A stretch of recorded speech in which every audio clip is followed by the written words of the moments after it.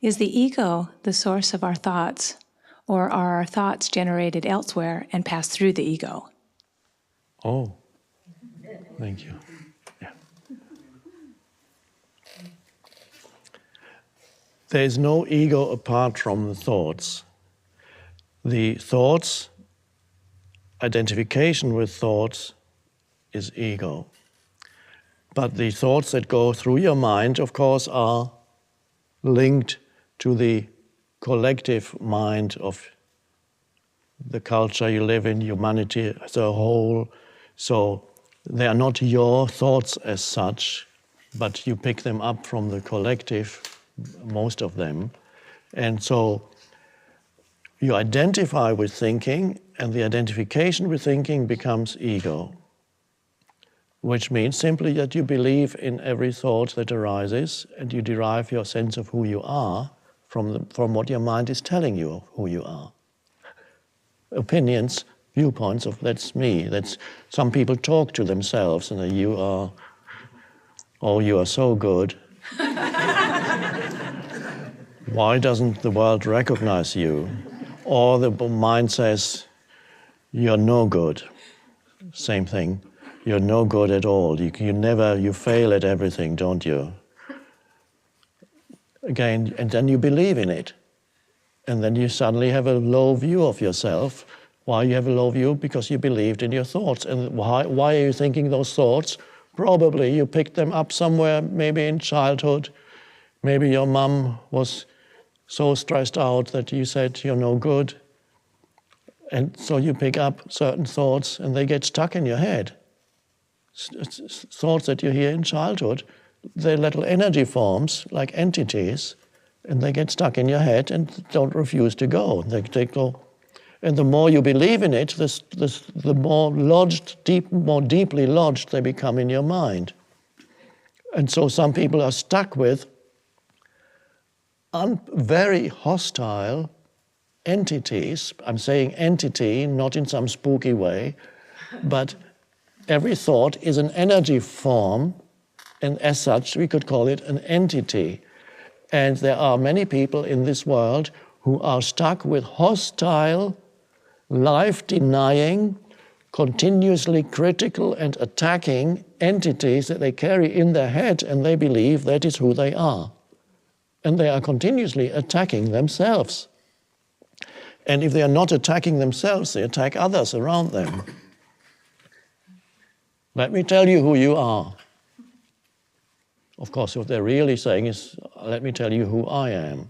So they project the famous saying, we don't see things as they are, we see them as we are. Which means you look at reality through the screen of your thinking and your judgment, which is conditioned by the past. A dreadful prison to live in.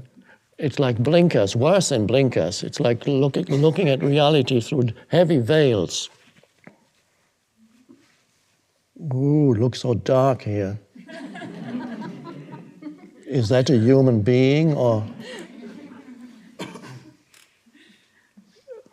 So the identification with thinking, believing in your thoughts, having no space outside of the movement of thought.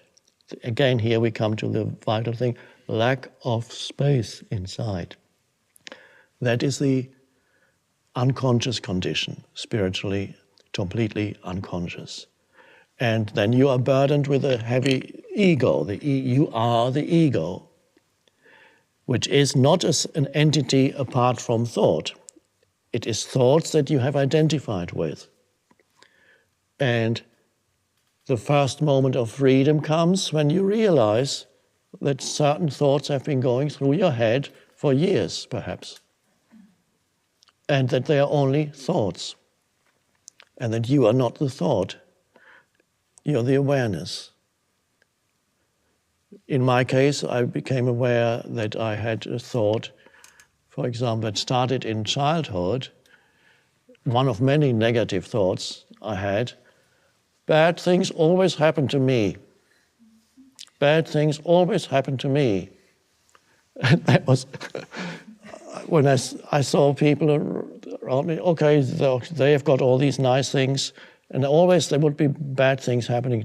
And of course, your perception then becomes selective. When you have a thought like that, you notice much more, because in everybody's life, things in daily life, things go wrong. You miss a bus. You get stuck in a traffic jam, or you lose some money.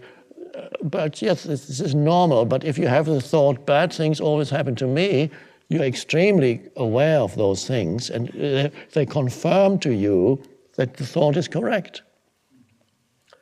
And this is the selective perception of reality through the screen of thinking.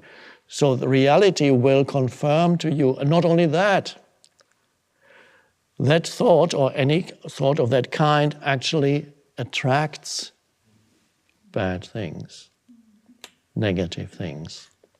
Or if you believe people are basically bad, and that's a deep-seated belief, and you don't realize it's only a thought in your head or a belief, not only would you single out where you observe unethical or bad behavior in others, you would, there it is. Not only that, you actually are much more likely to encounter people who manifest that kind of behavior because you attract it. And so that's just incredible how people create their world through that. So freedom comes from stepping out, encountering, first of all, a little bit of space inside you, presence. And then from there you realize certain thoughts as repetitive and just a thought. Bad things always happen to me. Oh, there it goes again. I thought that before.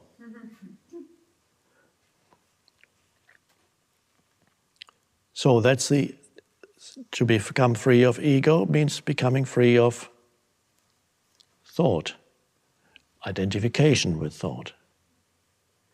That's the end of the ego. It may reassert itself from time to time, but at least that's the awakening. What about your thoughts?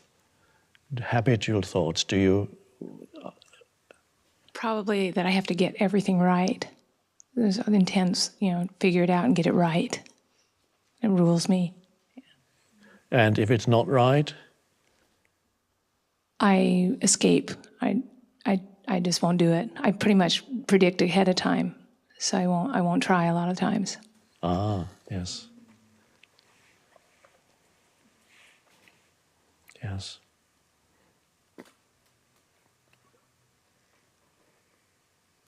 Some people are afraid of not succeeding in whatever they do because they have their self-image, which is derived from thinking, would suffer. If I fail at something, then my self-image will be injured, and therefore I'm not even going to try.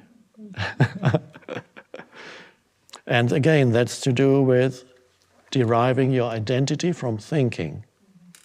And even the thought, I have failed, is a lie. I am a failure is an even greater lie. You have not failed, you can simply reinterpret and say, I have learned something here. This is not for me, for example. So, but why believe the lies that your mind produces? So, as you know, many people live with a very hostile mind. But those people their motivation would probably be very great, I would hope, to get out of their minds. But first they need to realize that their problems are self-generated, mind-generated, not world-generated.